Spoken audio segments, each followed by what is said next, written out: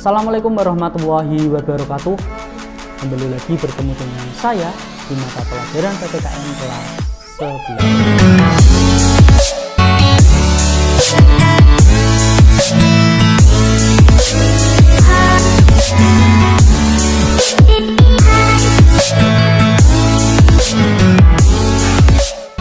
Setelah kemarin kita membahas tentang hak asasi manusia sesuai materi kita di awal, yaitu tentang hak asasi dan kewajiban asasi manusia, kali ini kita akan membahas tentang kewajiban asasi manusia.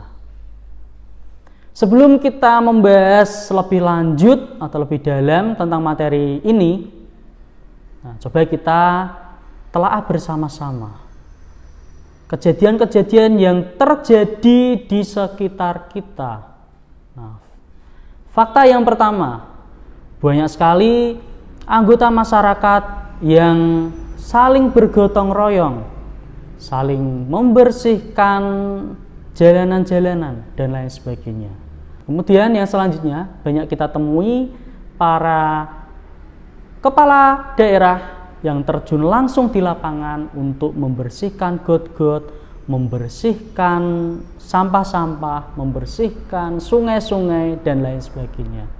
Nah, kemudian ada lagi di akhir-akhir ini banyak sekali pejabat pemerintah kita yang terjun langsung juga ke lapangan dalam rangka untuk membantu menangani permasalahan yang terjadi di akhir ini, yaitu adanya COVID-19. Nah, dari fakta-fakta tersebut itu merupakan sebuah bentuk dari adanya kewajiban. Nah, kewajiban bagi siapa? Nah, contoh yang pertama tadi, gotong royong. Nah, itu merupakan sebuah kewajiban bagi kita semua yang hidupnya di masyarakat. Nah, kemudian yang selanjutnya itu ada pemerintah ya. Nah, itu kewajiban dari seorang pemerintah yang harus mensejahterakan rakyatnya. Nah, maka dari itu, selain manusia itu mempunyai hak asasi manusia, manusia itu juga mempunyai kewajiban asasi manusia.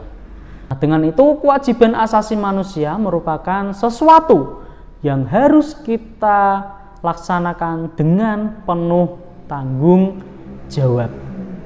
Nah, itu makna dari kewajiban asasi manusia. Nah, dengan itu adanya kewajiban itu harus kita penuhi.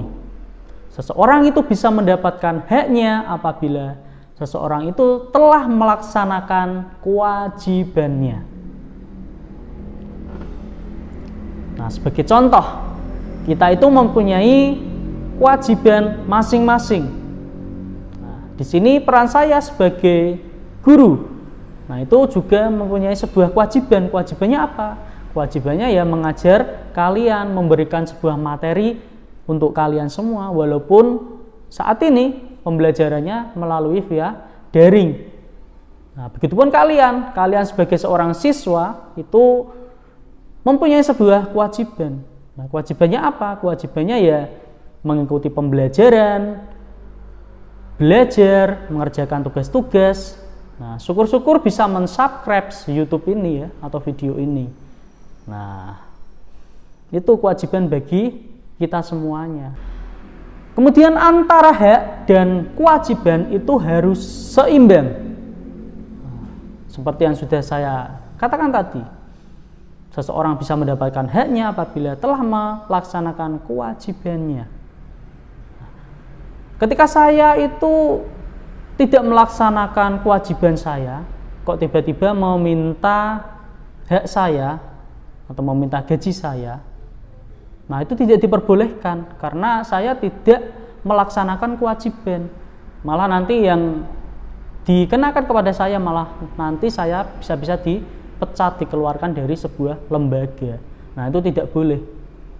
Nah, begitupun kalian pasti mempunyai hak. Nah, hak Anda sebagai seorang pelajar ya mendapatkan sebuah nilai.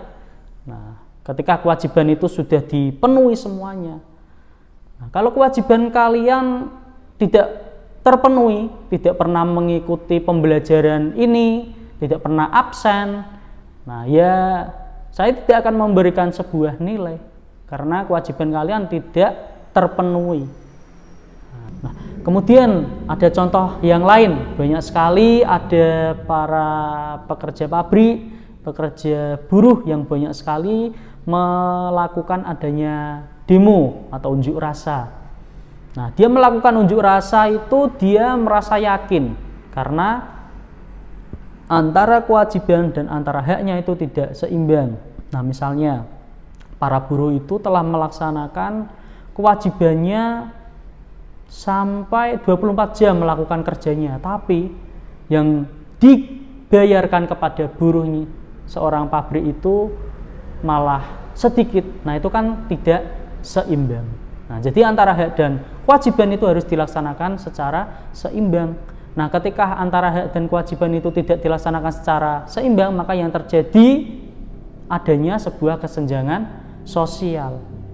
Nah, ada contoh lagi seorang pejabat, nah itu mendapatkan haknya berupa rumah dinas, berupa mobil dinas dan gaji yang melimpah.